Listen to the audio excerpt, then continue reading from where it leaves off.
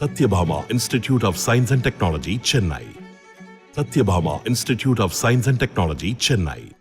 2 நாட்களாக பெய்த கனமழையால் ஈரோடு மாவட்டம் சத்தியமங்கலம் வனப்பகுதியில் உள்ள சர்க்கரை பள்ளம் மற்றும் குறும்பூர் பள்ளத்தில் வெள்ளப்பெருக்கு ஏற்பட்டது.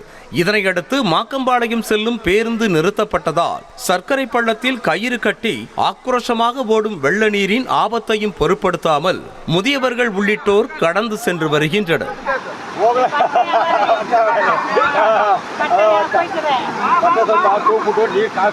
கொட்டி தீர்த்த கனமழை காரணமாக திருச்சி ஏர்போர்ட் குடியிருப்பு பகுதிகளில் செந்நிறத்தில் மழை நீர் புகுந்தது. சாலைகளில் செந்நிறத்தில் சேரும் சகதியுமாக காட்சியளிப்பதால் மக்கள் வெளியில் வர முடியாமல் அவதிப்பட்டனர். அங்கு சூழ்ந்த மழை நீரை மாநகராட்சி அதிகாரிகள் அகற்றும் பணியில் ஈடுபட்டனர்.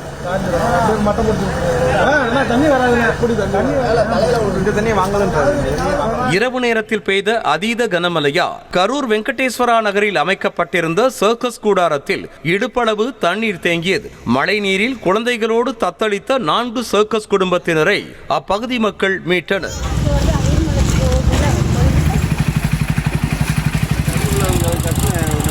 திருச்சியில் 1 மணி நேரத்திற்கு மேலாக கனமழை கொட்டி தீர்த்தது.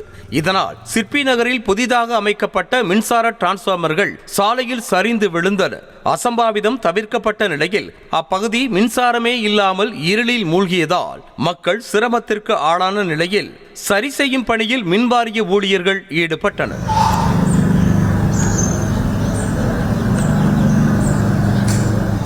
கரூர் பகுதிகளில் கொட்டி தீர்த்த கனமழையால் கிருஷ்ணராயபுரம் பகுதியில் உள்ள பொரணி குளத்தில் உடைப்பு ஏற்பட்டது. அப்பகுதியில் உள்ள 100க்கும் மேற்பட்ட வீடுகளில் சுமார் 2 அடி அளவிற்கு வெள்ள நீர் புகுந்ததால் மக்கள் சிரமத்திற்கு ஆளாகினர்.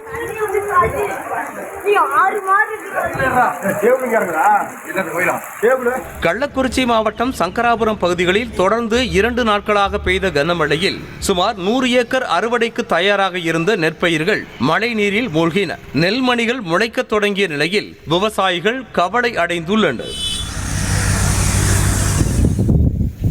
Satyabhama Institute of Science and Technology, Chennai. Satyabhama Institute of Science and Technology, Chennai. செய்திகளை உடனுக்குடனும் துல்லியமாகவும் தெரிந்து கொள்ள சப்ஸ்கிரைப் பண்ணுங்க.